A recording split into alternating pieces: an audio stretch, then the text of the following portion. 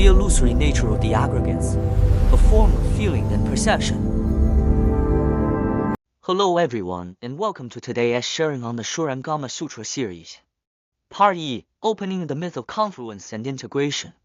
Before we dive into today's scripture, I'd like to start with an interesting little question. In our last episode, Venerable Ananda struggled with the nature of the seeing essence, the soul, spirit, alternating between believing it was a product of harmonious union and believing it was not. The Buddha systematically dismantled these misconceptions. However, some listeners still have doubts about the specific Chinese terms for union. While they sound similar, in the subtle depths of Dharma, they represent two completely different states of existence. Imagine you are holding two chopsticks. You place them side by side. This is confluence. They are close together, but you can still clearly distinguish the first from the second. Their individual essences do not mix. Now imagine you have a glass of red water and a glass of blue water. You pour them into the same cup and stir them until they become purple. Can you still separate the red from the blue? You cannot. This total blending and interpenetration is called integration. Today, we are continuing from volume R of the Tathagatagarbha Sutra. The scripture presents a profound perspective of our bodies, feelings, and thoughts, the five aggregates of form. Feeling and perception are actually illusory products of causal integration. Once those causes and conditions separate, they vanish, yet the paradox is that their true essence has never left its pure source, the Tathagatagarbha, the treasury of the manifested Tathagata. Part R, the aggregate of form, illusory flowers in the eye. Let us look at the first key point, the aggregate of form, which refers to our physical body. The Buddha used a vivid metaphor. He said, Ananda, imagine a person with clear vision looking at a clear, bright sky for no particular reason. This person stares fixedly at the empty sky until their eyes become exhausted. This is called staring to the point of fatigue. As the eyes tire, hallucinations occur. They start seeing stars or dancing patterns in the sky, which the sutra calls illusory flowers. Think about this. Where did these flowers come from? Did they come from the void? If they came from the sky, they should return to the sky when they disappear. If the void could produce and receive matter, it wouldn't be a void anymore, it would be a warehouse. Did they come from the eyes? If they crawled out of the eyes, then these flowers should possess the ability to see. When they fly into the sky, shouldn't they be able to look back and see your own eyes? Clearly, that's absurd. So, what is the conclusion? These flowers are neither in the void nor in the eye. They are an illusion created out of thin air by the specific cause of fatigue. The Buddha tells us our physical bodies, the aggregate of form, are formed in exactly the same way. This sounds abstract, but think about it. How is this body maintained?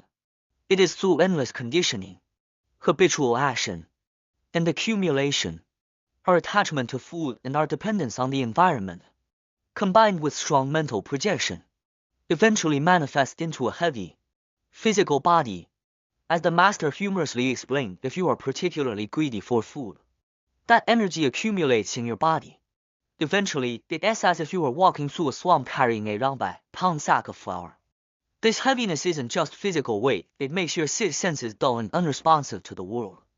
It's as if you were wearing a thick rubber suit, losing your spiritual agility.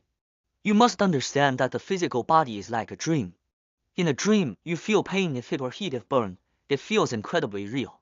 But the moment you wake up, the objects and people from the dream vanish. The essence of the body is illusory. It is not a solid reality, but a moving image appearing on the big screen of the Tathagatagarbha. Part 7, the aggregate of feeling touching the void. After the body, let us talk about feelings, the aggregate of feeling. The Buddha gave another example. Imagine a person who is physically fit and perfectly comfortable. Suddenly, for no reason, they start rubbing their palms together in the empty air. After rubbing for a while, the palms begin to feel sensations of roughness, smoothness, cold, or heat. This is feeling. The comfort, pain, stress, and excitement we feel every day are essentially the same as this rubbing of palms. Where does the sensation of touch come from? From the void. If the void could produce touch, your whole body should feel it. Why would only the palms feel it? Does the void choose specific spots to touch? From the palms themselves. If the sensation was stored inside the palms, it should be using out all the time without needing to rub them. Furthermore, if it came out of the palms, then when you stop rubbing, you should be able to feel the sensation traveling back through your arms and marrow as it returns to your body. Clearly, this is all illusory. The nature of feeling is simply a convergence of causes. When we rub our minds against external dust sensory objects, the illusion arises. Just like dreaming of falling into an ice cellar, you might shiver uncontrollably. But is that called real? It is real within the dream, but it is just an illusory projection of the aggregate of feeling. We are currently burdened by form and weighed down by feeling. We take these illusions so seriously that we are led by the nose by our emotions and sensory desires. Part C, the aggregate of perception, the secret of thinking of plums. Finally, we look at the subtle aggregate of perception thinking, mental imaging. You've likely heard of the phrase thinking of plums to quench thirst or turning pale at the mention of a tiger. The Buddha said if you talk about sour plums, your mouth begins to water. If you imagine standing on the edge of a sheer cliff, the soles of your feet feel tingly and weak. This is the power of perception. Let us use logic again. Did the sour water jump from the plum into your mouth? Obviously not. The plum is still on the tree or only exists in someone's words. Is the water always in the mouth? If so, you wouldn't need to hear the word plum to start salivating. Does the water come from the ears? If the ears heard the word, why doesn't the water pour out of the ears instead of the mouth? What does this show? Perception is a powerful, illusory connection that transcends time and space. Our perceptions are like a thick layer of dust. Because this layer is so thick, everything we see or feel in the world is filtered through it. What we call thought is mostly just rummaging through a pile of dust, things we have seen, heard, or felt in the past. Think about how much of our daily worry, fear, or expectation is actually based on what is happening right now. Most of it is like imagining the cliff. The event hasn't happened yet, but your mind has already linked 1,000 sufferings to it, causing your body form and feeling to produce real physiological reactions. This is the chain reaction of the 5 aggregates. Perception triggers feeling, and feeling deepens the attachment to form. Part U, core summary, the function of the Tathagatagarbha. At this point, some might ask if form, feeling, and perception are all illusory and hallucinatory. Does that mean we have nothing? Is life just a void? Not at all. This is the most exquisite part of the Shurangama Sutra. At the beginning of the passage, the Buddha asks how are the 5 aggregates fundamentally the wonderful true suchness of the Tathagatagarbha. The master gave a brilliant explanation. Fundamental refers to the essence. Think of a movie screen. A person appears on the screen form. That person is crying feeling, and they are thinking of their distant home perception. From the perspective of function, these are all illusory images, an integration of light and shadow. But from the perspective of essence, whether the screen shows a mountain of fire or a garden of flowers, the screen itself remains wide, silent, and unmoved. The 5 aggregates are simply the images manifested by the Tathagatagarbha. We don't need to destroy the 5 aggregates, because you can't destroy something that has no solid reality to begin with. What we need is awareness. When you realize, my body is like flowers in the eye, rubbed into existence by fatigue and attachment. My feelings are like palms rubbing together, created by illusory friction.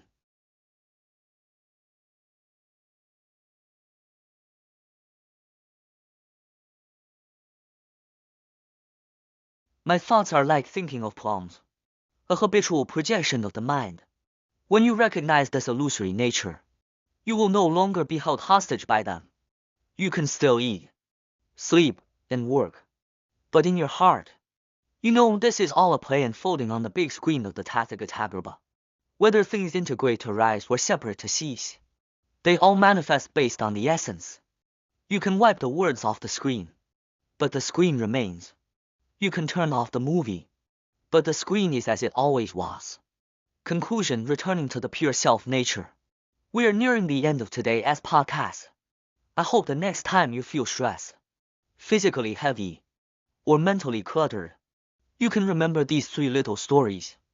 Don't stare at the void, let your eyes rest, and the illusory flowers will naturally vanish.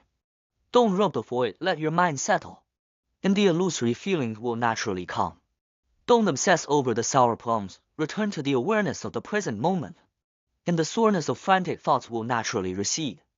The 5 aggregates are fundamentally not of causes and conditions, nor of spontaneity, but are the wonderful true suchness of the Tathagatagarbha. Recognizing the illusion is not about escaping the world, it is about living more freely and nimbly within this dreamlike world. Thank you for listening to the sharing of the Shurangama Dharma by the Buddhist Practice Association of Australia. See you next time.